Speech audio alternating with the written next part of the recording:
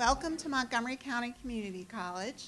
I'm Leslie Bluestone. I'm the Senior Director of Development at the Foundation.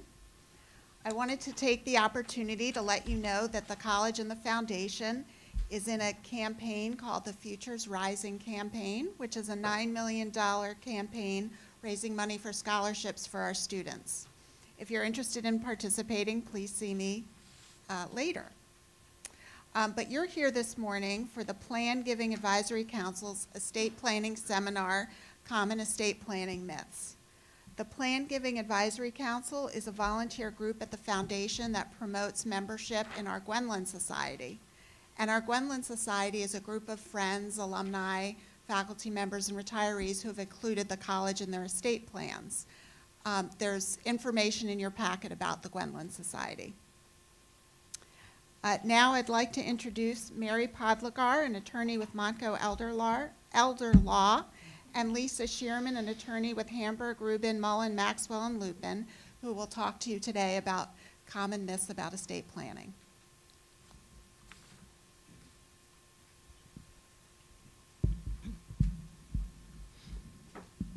Good morning. Good morning. Can everyone hear us? Yes? Okay.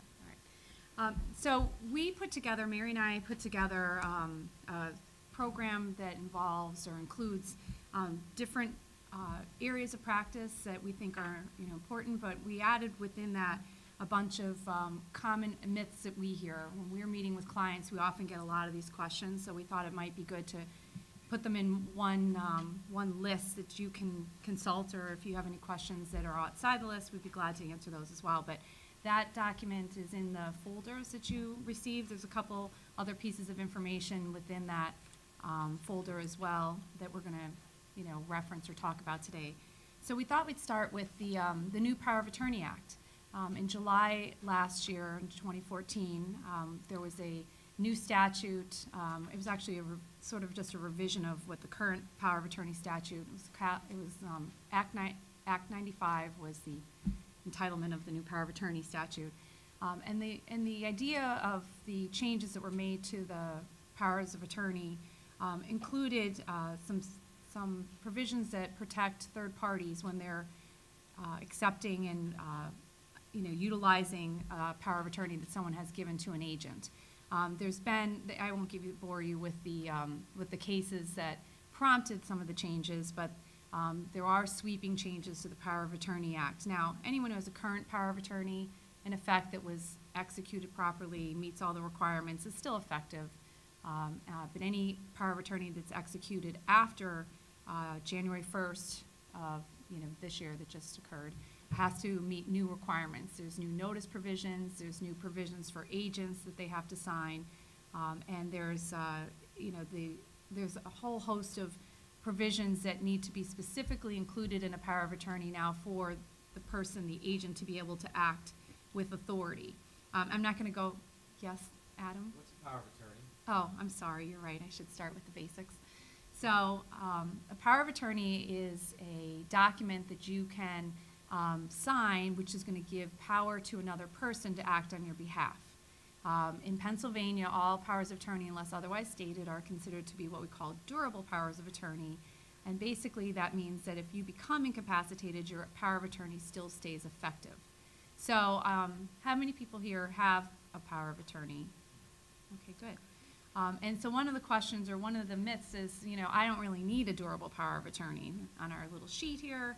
And, our position is that everyone should have a power of attorney, whether you have a power of attorney that is effective immediately or you have a power of attorney that becomes effective in the future. While you're competent and while you're capable, you should have a power of attorney in effect. We have seen numerous times, too many times, people who don't have powers of attorney, all of a sudden they run into a health issue and their family members now have to go seek a guardianship for them. That requires that you get an attorney, you file a petition with the court.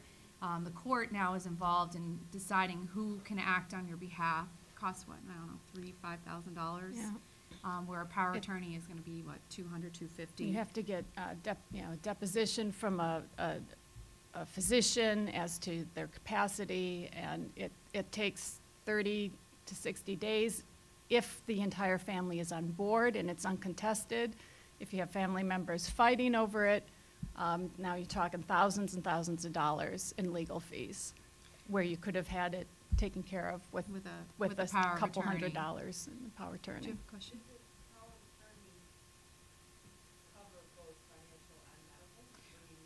We recommend 2 separate powers of attorney. In our practice, you know, we do 2 separate documents. Do you do We 2 do separate too, yeah. documents? Some firms do a combined power of attorney. Generally, though, because a lot of times you want different people to act in different capacities, like you may have someone who's handling your financial affairs and you might have someone who's making healthcare decisions for you. In that case, it's always nice to keep them separated. Personally, I don't want my, you know, my hospital to know all the financial powers I'm giving to my agent. So I like to keep them separated. But, and the changes that were made to the financial power of attorney statute. The healthcare power of attorney statute is still in effect. There were no changes that were made to that. So, you know, to the extent that, now, as much as I'm suggesting that you have a power of attorney, you have to have someone that you trust. You can't give it to anybody. And that was a lot of the reason they made changes to the Power of Attorney Act, is because there were so many people abusing powers of attorney and using them improperly. So I think, you know, our recommendation or suggestion is while you should have a power of attorney, you want to just, you know, make sure that it's to the proper person, and you want to make sure that you safeguard it until you absolutely need them to act on your behalf. And on that note, I'll add that you can always revoke it. You know, you might trust your son or your daughter right now, but they might get into a situation where maybe you don't trust them anymore. You revoke it and you name somebody else. So, Yes. Springing power of attorney. Did I put that in my mitts? So springing is, as I was saying, if you sign a power of attorney today, it's effective immediately. A springing power of attorney is one that becomes effective in the future when you're determined to be incapacitated. And generally, the incapacity needs to be certified by 2 physicians. I mean, you can set whatever parameters you want. In our documents, we require 2 independent physicians to certify that you are either physically or mentally incapable of handling your own affairs. Another myth is I don't need the healthcare power of attorney. And again, I think that while there are statutes that provide and authorize certain members of your family to make medical decisions for you, if you do not want any life-sustaining measures in the event that you're in a condition where there's no realistic hope of your recovery, you need to have a written document that tells, you know, your family, tells your agent, tells the hospital and your healthcare providers that you want life-sustaining measures to be discontinued or not instituted in the first place. The statute under Pennsylvania, which is called the Healthcare Representative Statute, does not empower an agent to make end-of-life decisions. So to the extent that you feel strongly about that, I would suggest you have a medical healthcare power of attorney and living will. Okay. okay. Oh, we got a question. yes. Yeah, go ahead. Go back to the financial POAs. Yes. Are they all the same? Do you delineate within that document what powers you are giving up to this person? And can you provide some examples of what those powers are? Sure. So what I always, our powers of attorney without any modification are very broad. And what I always tell my clients is you're giving your agent the ability to step in your shoes and do anything you can do, anything. They can sell your property, they can sign your tax returns, they can access your bank accounts, they can change your beneficiary designations on your life insurance and retirement plans, provided that you want them to do that. So when we put ours together, you know, we go through a lot of the provisions and say, do you want them to have this power? Do you want them to have this power? And we, you know, basically go through sort of a laundry list of, especially the more, the powers that could be more readily abused. And so, for instance, in the new power of attorney statute, they have a list of what they call the hot powers, and these are those types of powers. The power to gift. Do you want your agent to be able to make gifts? And everyone would be like, no, there's really no reason they need to make gifts. But there's certain reasons in our profession where we would want a power to gift. That if we need to move money because we need to you know, move things out of your estate for tax purposes or Medicaid planning. Yeah. You know, that's an important power. But do you want them to just be able to gift money to, you know, the neighbor down the street? Probably not. Do you want them to be able to make changes to your life insurance policies and change the beneficiaries? Well, as long as they consult with the other members of your family or the other people who might be affected by that, maybe you do want to make sure that they can be, you know, have that power. But again, it's definitely something, the powers that we go through and the powers that we include have to be agreeable to the person giving the power. Oftentimes we'll do a very limited power of attorney where you're limited only to doing certain things. For instance, if you are married and you're going to be out of town when your house is supposed to be sold, you could give a limited power of attorney to your spouse to be able to sign the documents necessary to sell your real estate. So really, it's you know, it used to be that you would just reference the statute and you get all the powers in the statute, and that's where I think they ran into a lot of trouble. Is that you know, people were getting these very broad powers and using them improperly. And so there's more accountability now with the new power of attorney statute, but I still think it requires, you know, that you review and make sure that all the powers that are included are the ones that you would want your agent to have. Yes. In the state of Pennsylvania, do you have to have power of attorney signed by 2 witnesses? That's a new change within the Power of Attorney Act. It used to be you didn't have to have the powers of attorney witnessed or notarized, and the new changes require 2 independent witnesses and a notary signature for it to be effective. Now that's on a powers of attorney after January 1st of 2015. That's since but not notarized. Okay, so we're going to move on to wills. To wills, yes. How many people here have a will? How many people have a will that is less than 10 years old? Okay, a few hands went down. A will in Pennsylvania needs to be signed, and that's about it. That you have to have a date and the signature on it. The best way to do a will, in which the way we do it, is signed, 2 witnesses, and an affidavit page that makes it a self-proving will that has it says you just signed your will, and now these 2 witnesses in front of a notary say that you signed your will, and that document altogether, you can then, the executor can take it to the Register of Wills, probate that will. You don't have to drag witnesses in. So that's how a professional would put your will together. In the last several years, there's been a lot of changes. It's a good idea to review what your wills are. It's what your will says. It's a good idea to understand what your will says. I've had, just in the 2 months of 2015, I've had 2 people come in with wills that didn't say what they thought they said, and one actually left the widow with nothing. Back, if you remember the fiscal cliff, does anybody remember that term that was kicked around about a year ago? A lot of changes happened back then, and the gift in estate tax was at $1 million, and there were a lot of wills written with Like trusts for the spouse. So this widow comes to our office. She has a will of her late husband. She went to an attorney. Her husband had cancer, was dying over a period of a couple of years. Went to the attorney to get the living will, to get the medical power of attorney done for the hospital. And he said, oh, why don't I do a will for you too?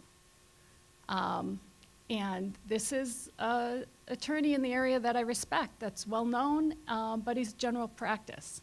He went back and grabbed a standard will and put her in a marital trust where all the assets went to the kids, and she got proceeds of income only. They didn't have a whole lot. And the way after I explained what the will said, she said, so I have enough money to fill my gas tank, and that's about it. And I said, yep, that's what you have. So read your will. Laws change. That's the moral of the story there. look at your wills when there's significant events in your own family. You know, you don't have minor children anymore, they're grown, or now you have grandkids, or maybe you have a grandkid with special needs. Come back to an estate planning attorney, not somebody who's in DUI court or, you know, something else most of the time, but somebody that does this all the time. And make sure you understand what it is. And I think that, as Mary points out, you know, it's important to have a will, but it's also important to make sure your will does what you want it to do for you. So to the extent, you know, throughout the changes in the tax laws, we've instituted trusts when we changed and took the trust out, and now, you know, then you have circumstances where you have second marriages, and then maybe you do want a trust because you want to make sure that your children from your first marriage receive property.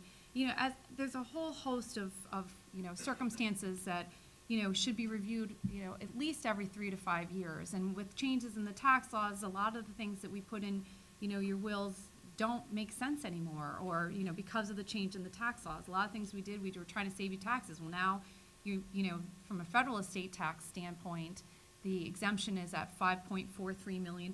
So you don't have a federal estate tax issue unless you have an estate with $43 million, and combined with And that's this, each. yeah, Yeah, that's each. So 10, almost 11 million with husband, wife together. So how many here are over 11 million? Because Leslie will want to talk to you about donations to the college if you're over 11. No? So we don't need those tools anymore, because unfortunately not a whole lot of us have over $10 million. Yes? What's a revocable living trust, and do I need one? We're going to get to that just in a second, Adam. So thank you for bringing that up. But one thing also I did want to point out is that what happens with you if you die without a will. So everyone's like, well, you know, I don't really own much, and here's what I have, and what happens if I die without a will? Well, Pennsylvania writes your will for you. And you know, we you know, as much as we like to live in Pennsylvania, I don't think we prefer that they tell us how to distribute our property. But for instance, if you know, husband and wife married, here I'll give you a perfect example actually, because this is one of the cases we had in our office. Wife was stayed at home, raised the kids. Husband was a physician, made a lot of money, didn't have wills. He died very unexpectedly. And under the intestate laws, and that's what the laws are that direct what happens to your property if you die without a will, the intestate laws, she got $30,000 plus 50% of his estate, and her children got 50% of his estate. So here's a woman who never had to work in her life, who, you know, was provided for, and all of a sudden, half of the property she thought she was going to live on went to her kids. Now I know you're all sitting here going, the kids gave it back to her, right? No, they didn't. So. So when you die without a will, there are provisions within the statute that direct that somebody will get your property, but, you know, I think all of us want to make that decision for ourselves and who's going to receive our property. You had a question? Oh, sorry. I'll go. I guess what I wanted to say was, in order to expedite the process of doing a will, one really needs to go in prepared and knowing what decisions they want to make, where these things need to go. Because I think the worst case scenario is, you say, I want to do a will, but you really haven't come to any conclusions as to who's going to get what and how am I going to divide this, and that only then drags the process on. And that's true. I mean, obviously you want to know who you want to get the property and what percentages, but, you know, there's also a point where, you know, if you delay too long, you are ending up with no will. And I've had that occasion as well, you know, so, yeah, you know, it's definitely a balancing. You have to be able to figure out what property, you know, what you have, you know, and we could talk about the probate. Probate, not probate, yeah, that's where yeah. I was going to go. You can, well, when a client like you contacts us, we do a questionnaire where you put everything down, you know, so that's the first step, is just figuring out what you have to give.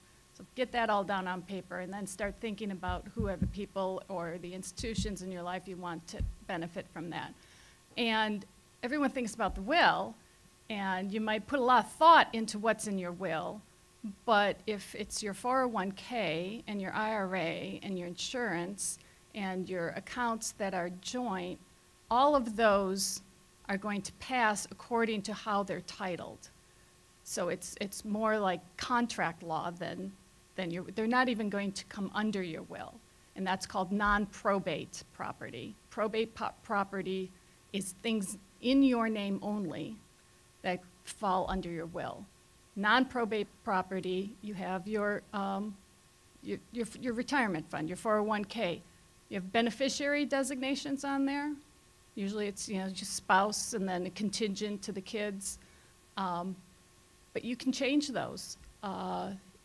You could make a 10% beneficiary designation, the foundation here at the community college.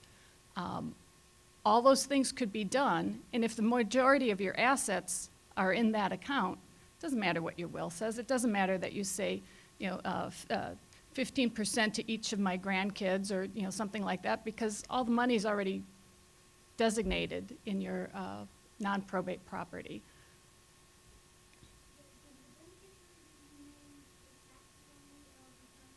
Good question. Well, depends on what your will says. So, if there is no will, yes, they pay the taxes. If you have a will, and depending on what your will says, your tax clause may direct that the residue of your estate, which is all the stuff you own, pays the taxes on that property, which is another, another reason. And I have an article that actually I just put together. It's being published. Is called "Do-It-Yourself Legal Documents," and that's one of the. Well, I didn't highlight that in the article because there's so many things I wanted to touch upon. That's one thing that when you do these form documents, nobody knows what the tax clause says and they don't pay attention to it. But I've had so many occasions where the retirement plan goes out to to the children from the first marriage or to the spouse, and the children from the first marriage are the residuary beneficiaries, but they're paying all the taxes on property that's going to somebody else. And so it's important that you're that you look at that. You have to look at the whole picture. So it's really important to come in and talk to a professional. And Lisa and I are both on the Estate Planning Council in Montgomery County as well, where we are members with people in the financial business as well. And we'll work with your financial advisor and your CPA. Get the attorney and everyone on board. You look at the assets to make sure the beneficiary designations are right on all your accounts, and that your will reflects that. You can say anything you want in your will, but I guess that's the main point I want to get across, is you can say anything you want in your will and spend, like you said, you can drag it out for a real long time trying to figure out who's going to get what and at what percentages or things like that. But if 80%, 90% or all of your assets have beneficiary designations, that trumps. It's all there. So we like to work together as a team with all the people in your network that are working for you. There are two questions. Go ahead.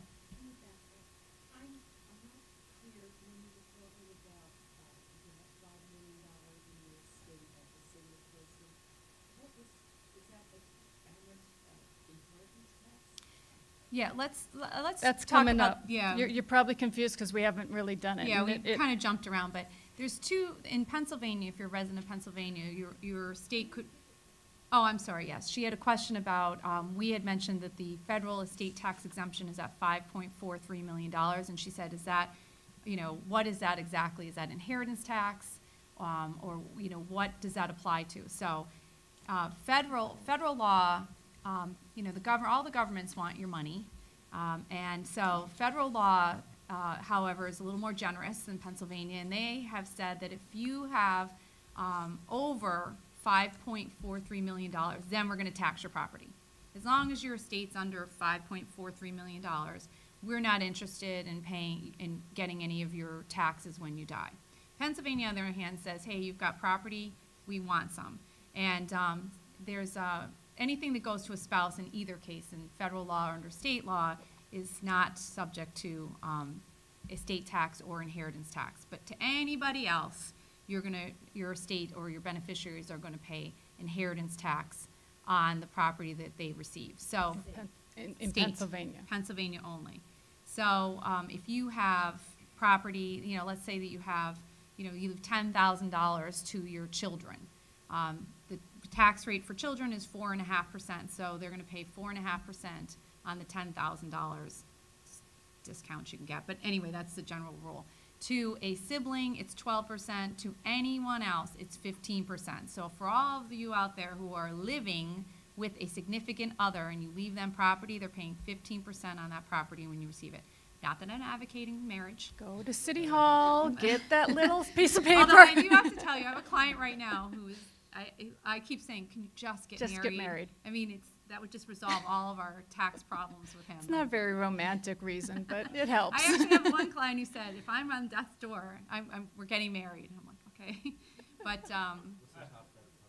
the top federal rate's 40%. So if your state's over $5.43 million and you don't have a spouse, 40%. you would have 40% tax on anything over and above that number. There was a Which is why all that drafting and planning to avoid that was in place a few years ago, and why it's not an issue now. So you know, for most of us, yes, us 99%ers. Yeah. I had a couple questions. I have someone way in the back.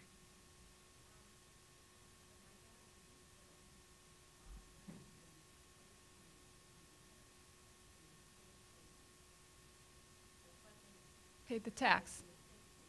Right. Right. Yeah, and that's how most are set up. Right.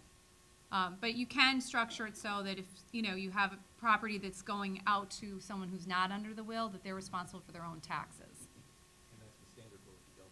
And that's the standard rule, right, if you don't have a will. If you don't have a will, everyone's responsible for the taxes on the stuff that they get. You had a question? Yes, if the children, you know, inherit, and that's in the trust, do they still have to pay taxes on it? So, and this is one of the next topics as we kind of shift into to trusts, is because if you move, I love Susie Orman, I do. I think she's fabulous, but she has been talking about you need everything, a living trust, a revocable trust, if everybody needs a trust. And I can't tell you the number of people come in my office and say, I need a trust. And I'm like, you don't need a trust. But Susie Orman says I need a trust. You know what? Susie Orman's talking to the entire country, and there are lots of people within the United States who need a trust, but most of the people I meet with, and I think you as Yep. well, do not need a trust. Now, a trust, to the extent that you own, let's say you have all your property, you own it in your own individual name. So you don't have a spouse, you don't own things jointly, you don't have things beneficiary designated. When you die, as Mary had alluded to, when you take your will down to the Register of Wills, you probate your will. And of course, like everybody else, the Register of Wills wants some money for that. And they base the value of your estate, or the probate fees, on the value of your estate. And so the whole idea to moving things into a trust is that you avoid the costs of probate.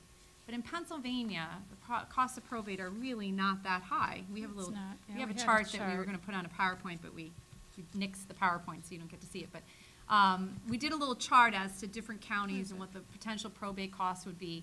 I mean, to put a trust, let me explain. Besides the cost to put the trust together, so let's say we put a trust together for you, which is going to be, I don't know, what, $1,500, $2,000? $2,000 was going. Give or take, Yeah. depending on, you know, how complex it is. And this is a trust that if you set it up as a revocable or living trust, it's your alter ego. You own the property, you manage the property, you can do whatever you want with it, and because of that, it's still includable in your estate.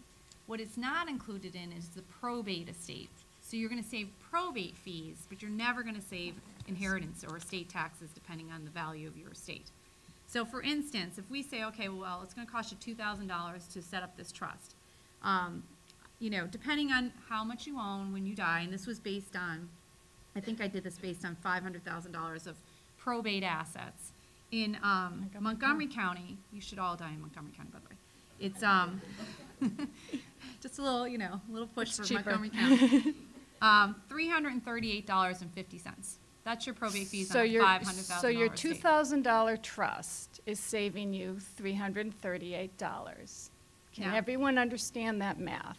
Okay, this is what makes me crazy. Yeah, but isn't the probate process something to be avoided? I hear horror stories. People always tell me that I have to avoid probate. If you're in Florida, maybe. If you're in California or New York, maybe. Pennsylvania. Yeah. In Pennsylvania, They're very you nice call at the us, Register of we Wills. go in, I'll prepare all the paperwork ahead of time. You get a death certificate, you get the original will. I'll meet you down at Norristown. We're in and out of there in 40 minutes tops. That's if you get Betsy. Betsy's great. They're all great. They're nice. You go in, you say, I swear I'll be the executor of this estate, and I'll do my due diligence, and then they say okay, and you get the certificate and you leave, and it's painless. You have to go to Norristown, but I'll buy you a cup of coffee, and it'll be okay. Yeah. So 40 minutes and $300. Now, if you live in Philly, we should talk. No, but right. Philly's a lot more expensive. On same valued estate, Philly is $765.50. Now you're getting a little Which closer. is still less than Still less. $2,000. But here's the big piece. We can put that trust together for you, and guess what? If you don't move your assets to it, it does nothing for you. You don't save the cost of probate. You actually have to retitle your assets within the trust for the whole thing to work. And so that's why, when people come in and be like, I need a trust, I'm like, really? But are you going to do this? Are you going to do it? Are you going to move that? Are you going to redeed your house into the trust of John Smith? Are you going to go to the bank and change all of your accounts to the trust of John Smith? If you don't do all that, you pay $2,000 for a binder that looks really pretty on the shelf, but there's nothing in it. And I've seen that a lot, too, in our office. It's like, oh, I have a trust. I'm like, yeah, but you never changed the title of any property into it. And let me just tell you, you're going to miss something. So you're going to end up probating for something anyway. Which is why you have a will. Right. So there is always something. I have had people come, the goal is to make it non-probate. Like we talked about, those beneficiary designations. That would be the goal, usually. But you always still have the will as a safety net because, grandma's dead, buried, everything's done, we're all set, and underneath the jewelry box, I found these pretty papers of certificates from Ford, and so now we have to probate the estate to get the stock that's in her name only, and so you always find something. There's always something. You had a question. Yeah, actually I have two of them. What is the probate cost for Bucks County? And second of all, $770. okay, so it's around the Philly. Yeah, Bucks County. That's why I said die in Montgomery. The question was, what's the probate cost for Bucks County? And Bucks County is another expensive jurisdiction to die in, and on the same $500,000 estate, it's about $770. And The second part of the question was, and I may have missed this. If I have a 401k in it and I have beneficiaries, do they still pay inheritance tax on that? you are either your benefit. The question is, I have a 401k with named beneficiaries. Do they still pay the taxes on that money? And the answer is yes, because you owned it at your time of your death, and so you have an interest in it. And depending again, I'm sorry. Oh, right, I was going to get to that. Depending on who, how your will is set up in the tax clause, either your estate pays the taxes on it or they pay the taxes on it. If you don't have a will, because all you own is what's in the 401k, then they would pay the taxes on it. They would pay inheritance tax, again, based upon relationship. But also keep in mind, when you're talking about retirement monies, they now also have to pay income tax on that money when they take it out, just like you would. So they have an inheritance tax and they have an income tax, and then potentially if your estate's over the 5.43, there would be estate tax, federal estate tax as well. And Kara has a question in the back.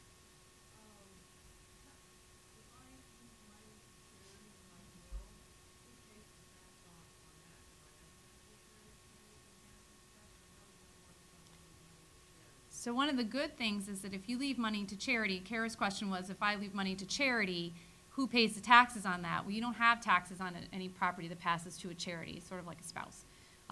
There's an exemption for any property that passes to a charity, so they get the money tax-free.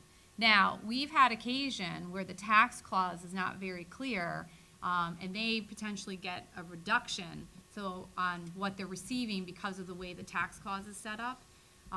And so that's why it's important, especially if you're leaving money to charity, that you make sure that you're documents, appropriately leave the amount that you want to go to charity to the charity versus having them, be reduced based on tax costs. Yes, Kara?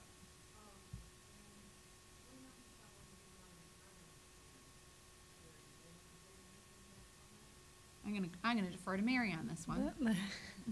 The retirement goes to charity. Yeah, I mean, There, go ahead. If you leave a retirement plan to a charity, there's laws, federal laws that allow you that the charity receives the money free of income tax. There's a couple, when we talk about retirement plans, there's a variety of different types of retirement plans, just to keep in mind. There's 401ks, which are qualified and ERISA-based plans. There's IRAs that are, could have been a converted 401k or something you contributed to. There's non-qualified IRAs. There's Roth IRAs. And so, for instance, if it's a Roth IRA, the income tax has already been paid on that money. If it's a qualified 401k, then potentially it's going to a charity, and you can leave money up you can direct your 401k to a charity, and it's exempt then at that point in time. If you have a non-qualified IRA, that money's already been taxed. It really just depends on the type of money. It might have already had taxes paid on it, depending on what type of account you have. Yes.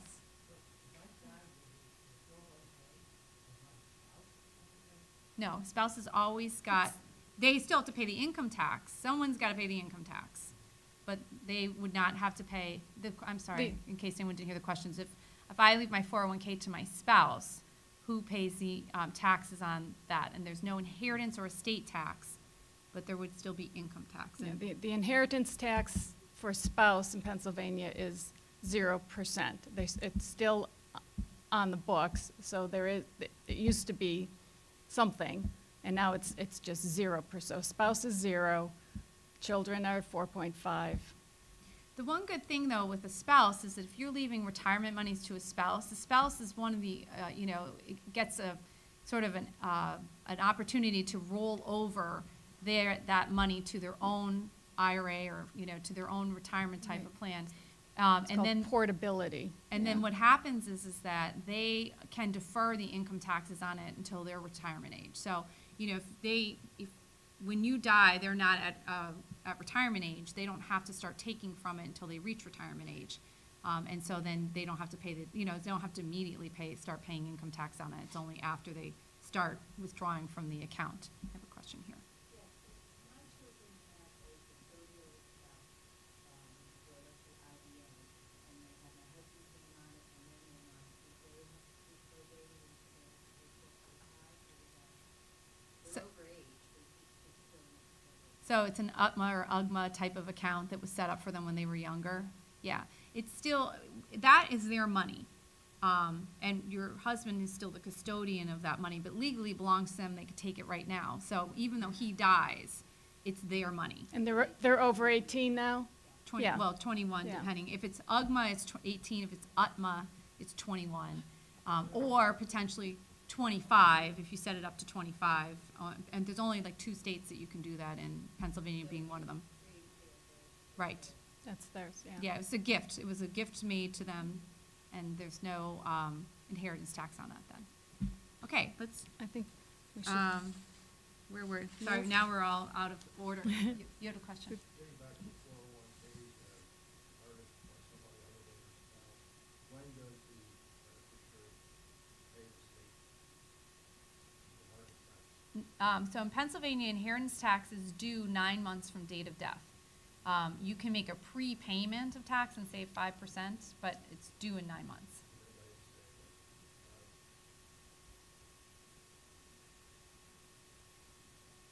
The normal inheritance money is based on the value in the account at the date of death. Oh, yes. Yes. And then when you paid out over a period of time where the value changed, it's still based on the value of the account. Right, so the question was if I have a 401k and even though they're not going to receive the property till, for many years, when do you pay, how much inheritance tax do you pay and on what amount? So when somebody passes away, they take sort of a picture of what they owned at the date of death. So on the date of death, whatever you owned and whatever value that is, that's what you calculate the tax on. So Yeah. you would have, even though it And might that's one of the increase. first things we do is, someone comes in to do a state administration, we get all the financial institutions and send out date of death letters. Because it's not, you can't like go online and look at that date of death and get it. It's a little more of a calculation with interest rates and stuff. So there's a probate department with most banks, and we get that date of death number, and that's what gets used for inheritance tax filings. So it's that date of death picture, snapshot.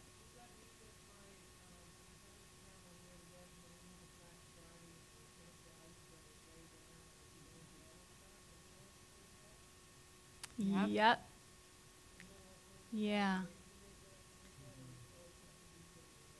Well, for federal purposes, there's an alternate valuation date, but again, that's only if your state's over the $5.43 million. Pennsylvania, no alternate date. There's, potentially, if you, depending on, as you're saying, Carol, if you die on Thanksgiving, because you're talking about Black Friday, and sadly, I had a client who died on Thanksgiving this year. But if you die on Thanksgiving, Thanksgiving's not a trading date. And so what happens is, and this only is really going to apply to like stocks or something that, is in the market. The calculated value is then based on, and then Black Friday, is Black Friday a market day, anyone? I don't know. I'm not in the market. I think they are. Yeah. Okay. Yeah. So what happens is then they go on to the next market day, and then they do a determination, and it's the high and low of. Yeah. I wasn't going to get all technical, but There's there's a whole calculation. There's a calculation. So from a technical standpoint, if you happen to die on a weekend or on a non-business day, you potentially could have an alternate value, but generally it's the date of death value. Okay. You had a question in the back. If you are married, would it be wise to have your automobile title to avoid probate? Yeah.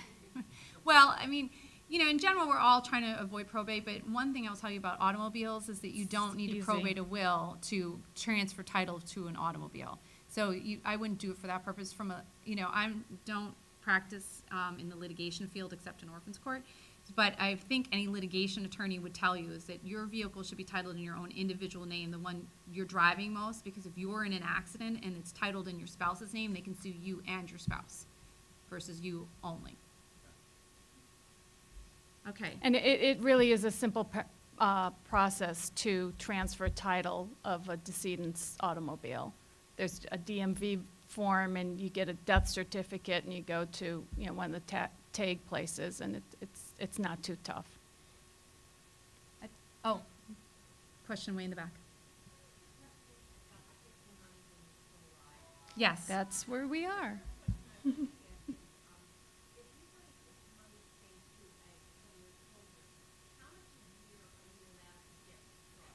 Do you have $1 million or $11 million?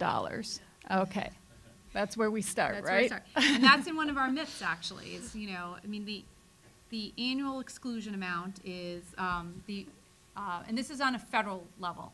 The annual exclusion amount is currently $14,000 a year. So everyone's like, oh, I cannot give more than $14,000 a year away. And if you're married, you can each give 14, so you technically could give 28 together. But truthfully, you can give as much as you want. It's just a matter of whether you're using your annual exclusion amount or whether you're using your lifetime exclusion amount. And as we talked about, lifetime exclusion is the $5.43 million exemption. So if I give, and I wouldn't, but if I gave $20,000 to one of my children, forgetting that I'm married and gave 28, that's $6,000 over the $14,000. So I get annual exclusion amount as to 14, and then I'm reducing my $5.43 million exemption by $6,000. So yes, you can give over 14. You don't necessarily have to, but from a go ahead. Yeah, that number's been thrown around so much, and it's out there, and I see it in even ads from places like Fidelity. I got a postcard just this at the end of last year saying, "Did you give your 14,000?" And I'm like, I can give $1 million if I want to. Yeah. So Once you give over 14,000, you now have to file a form. you have to file. That's technically correct. You do have to, you have a reporting obligation for anything over the The $14,000. 706, yeah, The 709. 709. Right, but from a practical standpoint, and of course, I'm never going to, advocate that anyone not follow the reporting requirements. But if you're never going to have a federal taxable estate, you're never going to. You don't know that. Well, You might that's hit the true. That lottery. woman who hit the lottery has a federal taxable estate. That's true. But you can also always file a 709 at any point. in So, time. so that number, it used to be 10,000 and now it's up to 14. So that number comes from what you're exempt from having to file from your now $5.43 million that you can give away during your life. If you fit into that category, then you got to worry about these things. But And if you're gifting, if you want to gift college tuition, $50,000 to a grandkid, you can do it. You don't have to do it in little $14,000 increments. and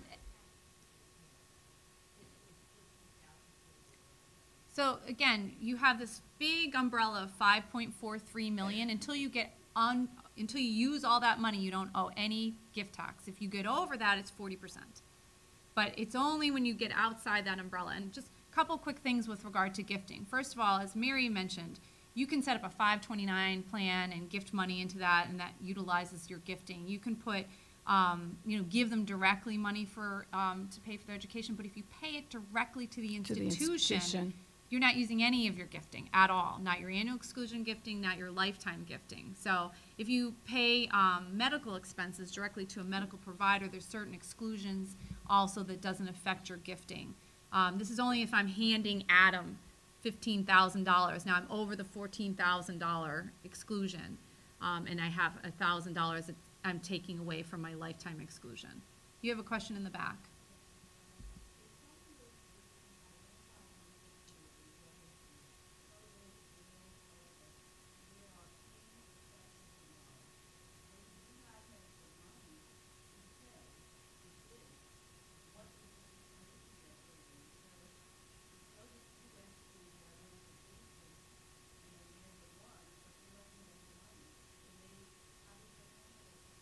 Well, let me make sure I understand the question correctly. If they are they receiving property?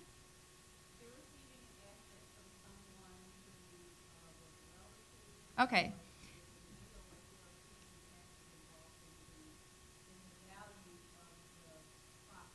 So, right, so here's the question. The question is, and this often comes up, especially with retirement plan assets, is that, okay, I just inherited a $50,000 401k, and on that I'm going to have to pay 4.5% income or inheritance tax, but I don't have that money to be able to pay those taxes. I'd have to liquidate part of the 401k, pay a penalty potentially to be able to pay the inheritance tax. And then once you would take the money out, you would take out enough to cover the taxes, I guess, on the income tax side.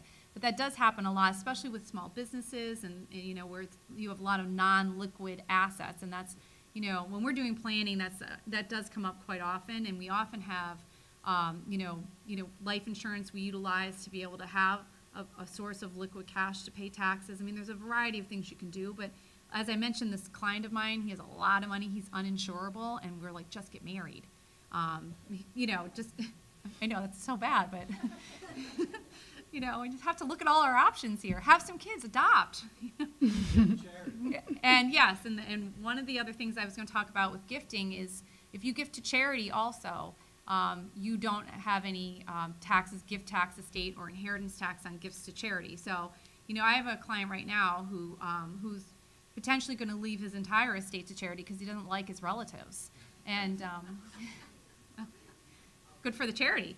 I'm suggesting Montgomery County Community College, of course, but it is one thing to consider. I mean, he literally has no one to give money to. He has some distant relatives. If he dies intestate, people he doesn't even know is going to receive his money. So, we're talking about putting a will together where he'll leave all his estate to charity, and at least that way the government does not get it. I mean, in some instances, very rare instances, and I've had occasion, maybe only once or twice in my entire practice, that Pennsylvania has inherited a person's estate because they did not have a will directing where their property went, and they did not have any living Yeah, relatives. that's another one of our myths. It's, I have to have a will or the state will get my property. Well, we're gonna look for, you know, children, your parents, your siblings, your aunts and uncles, your cousins, your second cousins, your third cousins, your fourth cousins, and just out the family tree. And if there truly is nobody, then the state gets it. So, you know, like Lisa said, that's very, very rare. But a lot of people think that's the first step. It's like, no, you look for the family tree first. And go ahead. So Pennsylvania doesn't have a gift tax in effect, so you can give away unlimited amounts of money. If you give away money within a year of death, it's like you didn't really give it away because they're still going to tax it, less a $3,000 exclusion. But Pennsylvania, there's no gift tax, so you can give. If you give it away with More over than 1 a year, year. a year and a day. If you give it away within the year of your death, the state's like, I know what you were doing. It's a gift You're- in contemplation of death. They figured that one out, Yes. yeah. You knew you were dying, for and you're federal trying to avoid purposes, inheritance You tax. can. Federal purposes, you could give it away the day before. But for Pennsylvania Pennsylvania purposes, figure it out. Pennsylvania still owe inheritance They'll get your tax. money. I think we want to, I know we're kind of running out of time. I know you want to Yeah, talk on the elder law issues a I little do, bit. and I'll kind of segue with this 14,000 gifting. Our practice, we do the estate planning and everything. We also, our Rosemary Farino, who's the principal in our office, is a NALA attorney, a National Academy of Elder Law Attorneys. We do a lot of elder law, which involves more of the health, nursing home, Medicare, Medicaid, all that goes into that.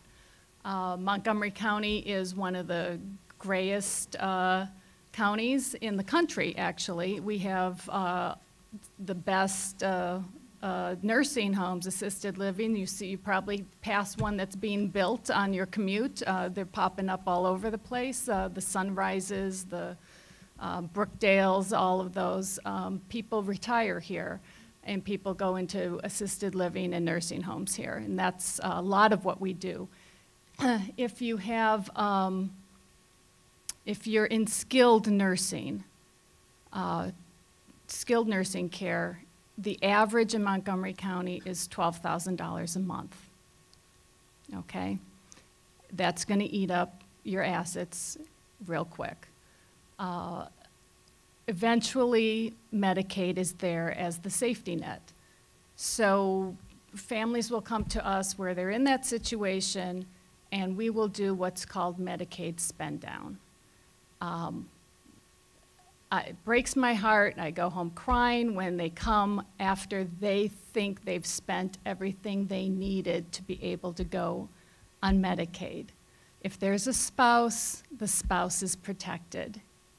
The county, the state has no interest in making a healthy spouse at home poor in order to pay for nursing home care. So, you know, my biggest point is come to an elder law attorney early in this process. And it comes to the gifting thing. The county will look 5 years back. And who's heard of the 5-year look back? Yeah, so you know what, that's out there. So they will say, all right, you've run out of money. We'll pay for your nursing home care because you ran out of money. Did you run out of money because you gave $20,000 to each of your 10 grandchildren last year?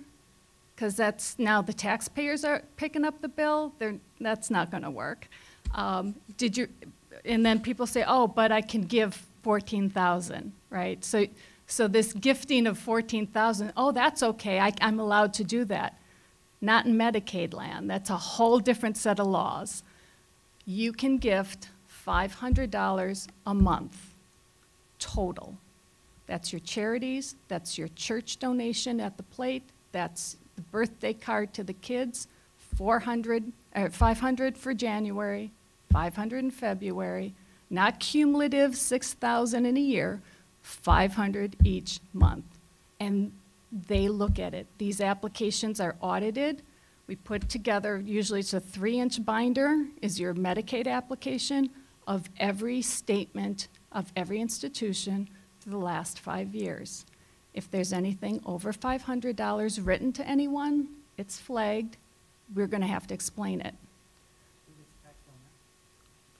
Who gets taxed on that? The person getting the money, like, let's say if you have a husband who goes into a nursing home, and the wife has to spend out the money to give the money to the kids for whatever reason, say you get $5,000 or $10,000, and that gets flagged. It gets flagged. They have to. The recipient gets taxed on that money? It's not a tax not- issue, it's an it- eligibility issue. It's an eligibility. We're trying to become eligible for Medicaid. So you gave let's say you gave 10,000 to the grandkids.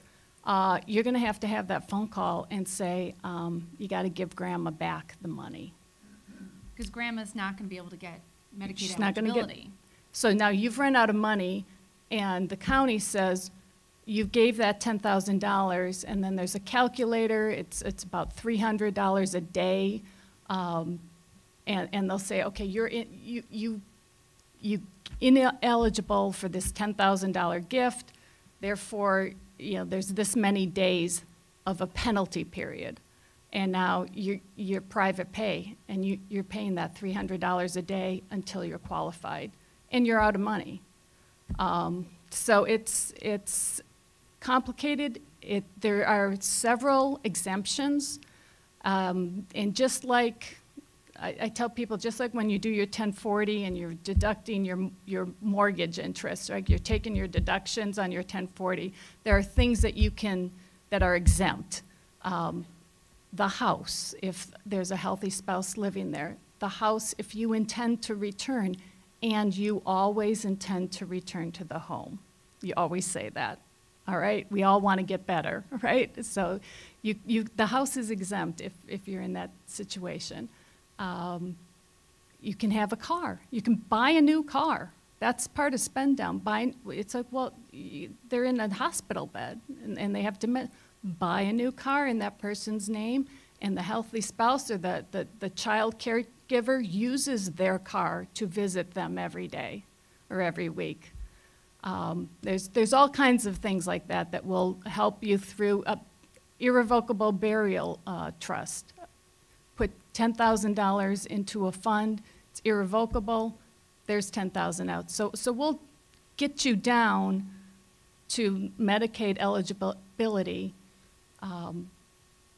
quicker, get you on Medicaid quicker, and the money you've saved is much more than what you'll pay us to do it. Will they count joint property is the question. What we do is make the institutional spouse poor. You're going on poverty. You get all the assets out of the institutionalized spouse's name, and the community spouse, the healthy spouse, then owns. There's a snapshot taken at the date when they're declared nursing home eligible medically. So there's two things. You have to be medically eligible, requiring nursing home care, and then you have to be financially eligible. So there'll be a snapshot when they're medically eligible, and then we will get you to that financial eligibility where those two lines meet. So we do all that asset. We guide you through the asset transfers.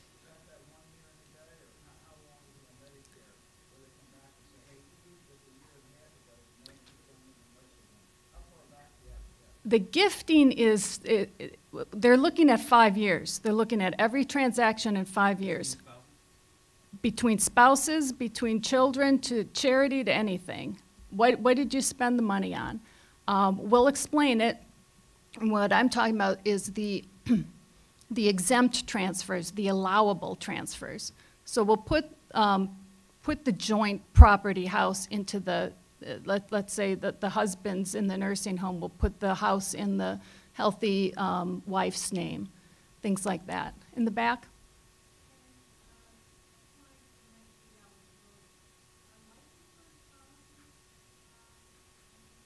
Yep, cash value. Mm-hmm. How many people here have long-term care insurance? Very small. I mean, it's expensive, but it's a discussion you should have. I mean, the long-term care insurance best is thing. great. It is the best thing. If you go on Medicaid, Can you guarantee the livelihood of the insurance company when you call it 20 years? Well, A lot of them won't belly up there. a lot of them, they're, well, a lot As of them. much as I can guarantee the American dollar. I would guarantee that for liquid insurance. Yeah, there's been a lot of issues. Part of the problem with the long-term care insurance company issues have been that they just miscalculated the cost of care. It did go through a cycle.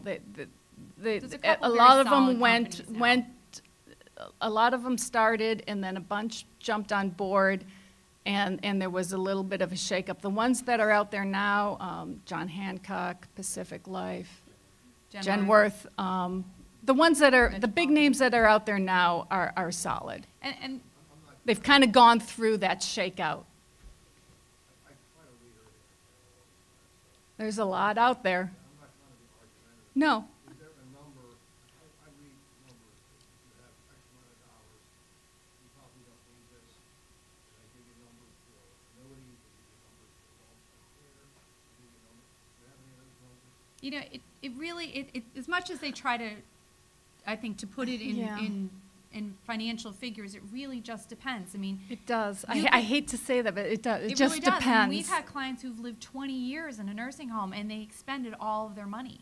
We've had Yeah. clients who've lived there a year, you know, who went through all this planning, ended up and really didn't need it. I So, have a really, really healthy 94-year-old that inherited money from her 105-year-old aunt that died. So I know she's going to make it another 10 years. I mean, it's just, I have to plan for that at least. if we're spending down to qualify for Medicaid, Medicaid takes care of all the nursing homes, what's the need for long-term care? that if you have long-term care insurance, you may not need to apply for Medicaid. What's sorry, what's the the question was- yeah, what's the need for long-term care if we're spending down for Medicaid? You want both. Yeah, I mean, long-term care was going to cover so much, but also the thought is that long-term care will make the requirement to apply for Medicaid unnecessary. I mean, if you have enough enough. resources, you don't need Medicaid. And you Eh, take eh. for granted that Medicaid's gonna exist in 25 years. Right. This is true Like too. Social Security. Um, But, and you can use the long-term care to have the extra aid in the nursing long-term home. care offers options. You don't have to be in an institution to use the long-term care insurance. Right. And actually You know, Medicaid as well. Medicaid, aging in place Montgomery County is great at encouraging aging in place. You can have nursing home care, at home. You get the aides coming in and checking on you. So that's, Yeah, and I That's mean, part of it, I too. mean, I guess, you know, for the long-term care, thought is that it's like all other insurance, you know, you want to be able to have money to potentially leave to your beneficiaries, you want to be able to choose where you're going to, you know, reside. I don't know, this is definitely Mary's forte, but there are some facilities that will not allow, you know, you in if you were Medicaid, if the only source of payment is Medicaid. what we usually try to do is get you into where you want to go when you have money before you're at Medicaid. So then you're in, and then we spend you down, and then you become they can't. There's only so many beds, and something, you know, if it's a catastrophic event, if there's, you know, the heart attack or the whatever, then you're just looking for an available male bed or an available female bed, and you're just looking for one, and there will be one, there might be two, but that's what you get. So you can be shopping at all your Sunrise, all your facilities, Gwinnett Square, whatever, but if it's you get to that point, you take, if you're on Medicaid, then your inventory of what you're looking at has just become very narrow. Because Medicaid day one is harder to get into. And one other quick thing now, quick question. I wanted to mention about long-term care because they've kind of revitalized the insurance industry a little bit with, different products. And there are products now that it's not just a pay in, just pay the premiums, and if you use it, great, and if not, you lose it. There are products out there now that allow you to put a lump sum in, and different companies are providing that, where you put, say, 50,000 in. There's a multiplier, and I don't know this much about it, but there's a multiplier effect to it where if you need it, you get 3 times the 50,000 you put in. But if you don't ever need it, your family gets back the 50. Right. So it's not just a term life insurance you paid Yeah. your entire life, and at the end, or for the term, and at the end of the term it's over and you've got nothing but the premiums you've paid in. There are different products with long-term care that allow you to kind of utilize a sort of a life insurance piece to it, that you at least get back what your investment was. But if you need it, you get that times, it just depends on age and health and things like that make it available. And I'm sorry? Lincoln's one. Genworth. Genworth is one. MetLife, Pacific. There's a couple different. I John have a list in Hancock. my office, but you had a question.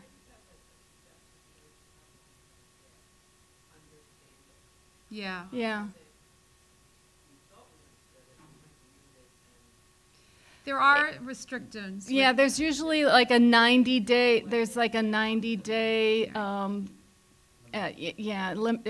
thank you, elimination period.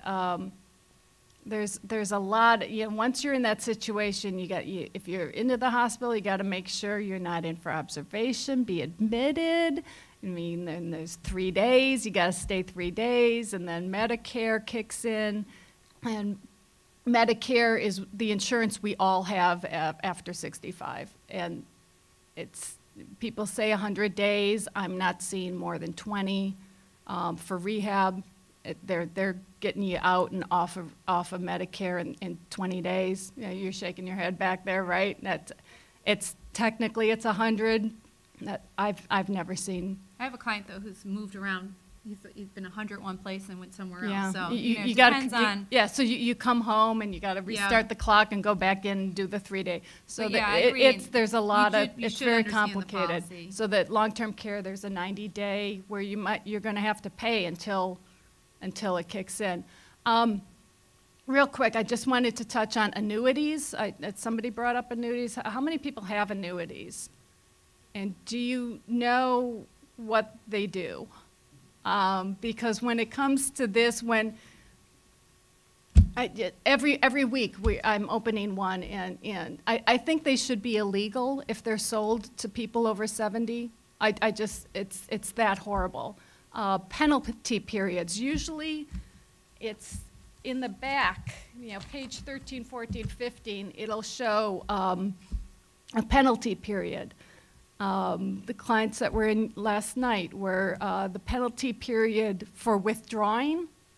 If you're in a nursing home situation and you need $12,000 a month, the penalty period for withdrawing goes until he's 94. And it's a 20% penalty. Annuities can be great, but they can be horrible. They can be horrible. Annuities? An An annuity. annuity. You put money in, and you depending on the provisions, you either get a guaranteed amount, for a long period of time. But it's usually restricted. You can't just take it back out. If you're in your 50s and 60s, it's fine, and the penalty period's maybe 8 years, and the first couple of years, it's a 10%, 15% penalty. But you're making money. If the market's doing well, you're making money on it. But over the age of 75, they're selling these things, and 20% penalties till the age of 94. I think we're getting cut off here. So I just wanted to get that in because I've had a lot of them this month. We're And going to be it's around sad. to answer questions if you have some more questions, but I think we want to sort of end so everyone who wants to or needs to can kind of get back to where they need to go. I do, on the back table, the Montgomery County Bar Association put together an elder law handbook. I have them available for you at the back table on the left, on your right. It is also, if I run out, if there's not enough there, and for anyone else seeing this, it's on our website at moncoelderlaw.com. If you go to the resource page, you'll see that blue, a little picture of that blue workbook, handbook. And all kinds of information is on, everything we talked about, and more. It's specific to Montgomery County. It has a lot of the agencies and services available here in the county. So thank you very much. Thank you very much.